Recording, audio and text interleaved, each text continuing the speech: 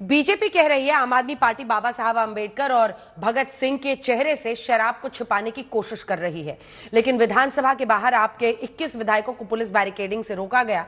तो आतिशी ने कहा कि इतिहास में ऐसा पहली बार हो रहा है कि विधायकों को विधानसभा परिसर में जाने से रोका जा रहा है। आतिशी 21 विधायकों के सस्पेंशन का नोटिस दिखाकर यह दावा करती हैं कि इसमें कहीं नहीं लिखा है कि वो विधानसभा परिसर नहीं जा सकती, लेकिन आतिशी को जवाब बीजेपी ने तगड़ा दिया।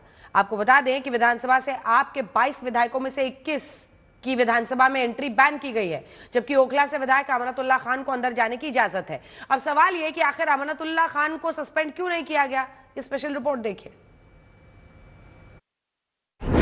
क्या आप विधानसभा में सीएजी की रिपोर्ट पर हंगामा काटना चाहती हैं? क्या सीएजी की रिपोर्ट की वजह से आतिशी विधानसभा में विघ्न डाल रही हैं? क्या आप अंबेडकर और भगत सिंह की फोटो पर नई पॉलिटिक्स खेल रही है? या फिर बीजेपी आपको विधानसभा से बाहर करके अपनी पावर दिखा रही है? दिल्ली में बदली सरकार, बीजेपी और आप में वार जोरदार।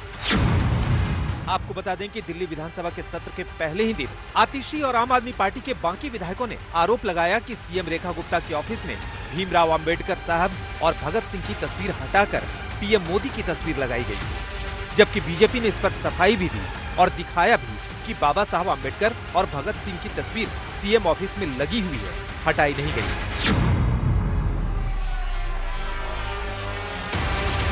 इसके साथ साथ आम आदमी पार्टी के विधायकों ने सीएम रेखा गुप्ता के दफ्तर के बाहर 2500 रुपए के वादे के पोस्टर लेकर भी विरोध प्रदर्शन किया।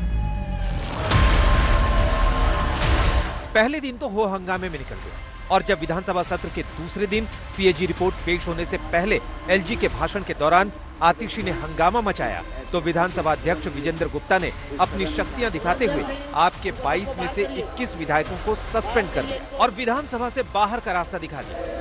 तुरंत बाहर करिए। और एक दिन की छुट्टी के बाद जब विधानसभा सत्र के तीसरे दिन आतिशी अपने साथियों के साथ विधानसभा पहुंची, तो विधानसभा में उनके लिए नो एंट्री वाली बैरिकेडिंग लगा दी जाती है। बीजेपी कह रही है सस्पेंशन 3 मार्च तक के लिए किया गया है, तो फिर क्यों अंदर आने गए? और आतिशी कह रही है कि कहीं भी ये नहीं लिखा है कि उन्हें और आपके विधायकों को विधानसभा परिसर में भी घुसने नहीं दिया जाएगा। ऑर्डर दिखाइए, आपका कहां पर है? विजेंद्र गुप्ता जी फोन नहीं उठा रहे हैं और विजेंद्र गुप्ता जी बार बार फोन काट रहे हैं। हम कई बारी हाँ उस पर स्पीकर पे कर दीजिए। नहीं उठाया, वो वॉइस कॉल आ रहा है। फिर से लगाइए, एक बारी विजेंद्र गुप्ता जी को फोन लगाइए।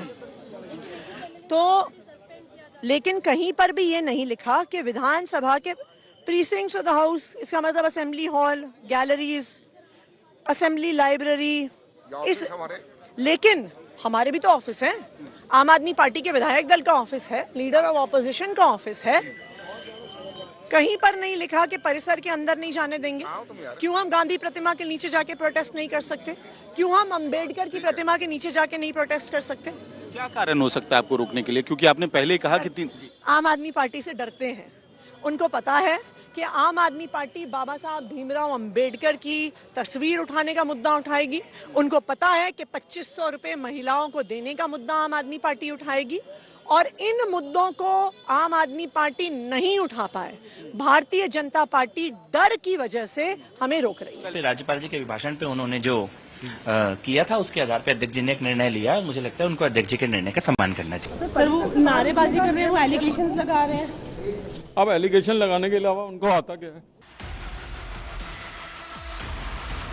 अब बीजेपी आतिशी को बता रही है कि सस्पेंशन का मतलब क्या होता है और ये भी बता रही है कि आप वाले बाबा साहब आंबेडकर और भगत सिंह को पीछे छोड़कर अपने पाप को छुपाते हैं। जब विधानसभा से कोई बाहर करा जाता है तो विधानसभा से बाहर होता है, विधानसभा परिसर से बाहर होता है। अगर उनको ज्ञान नहीं है तो इसमें मेरा कसूर नहीं है, क्योंकि 10 साल उन्होंने कोई कानून मानना ही नहीं। बाबा साहब अम्बेडकर जी के संविधान को भी नहीं माना।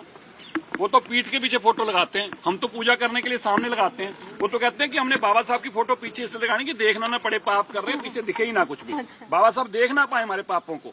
जो शराब घोटाला करेंगे, जो शराब के नाम से पैसे लुटेंगे, बाबा जी देख ना पाए इसलिए पीछे फोटो लगानी। और हम सम्मान करते हैं शहीद आजम भगत सिंह जी की फोटो के पीछे छिपना चाहते हैं। आतिशी जी से मैं पूछना चाहता हूँ, जब शराब घोटाला किया था तब बाबा जी याद नहीं आए थे?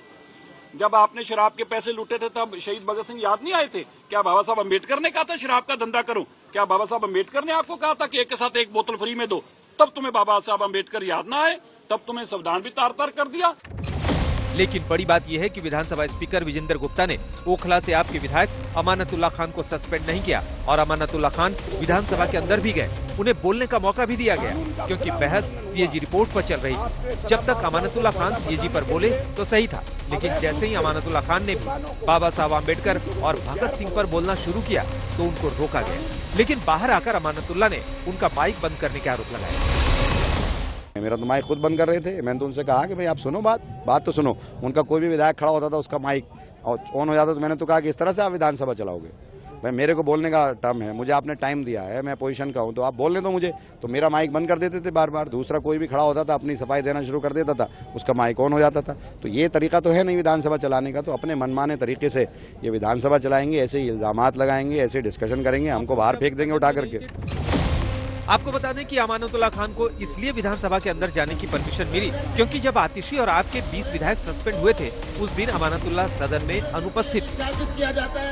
देखिए, अब उपराज्यपाल के अभिभाषण में उसको डिस्टर्ब करना एक बड़े स्तर की अवहेलना है, सदन की मर्यादा को तार तार करना है।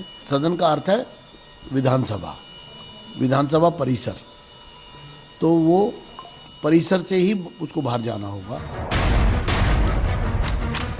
और अब विधानसभा सत्र के चौथे दिन यानी शुक्रवार को बीजेपी सीएजी की अगली रिपोर्ट पेश करेगी क्योंकि सीएजी की 14 पेंडिंग रिपोर्ट्स में से अभी एक ही रिपोर्ट पेश हुई है।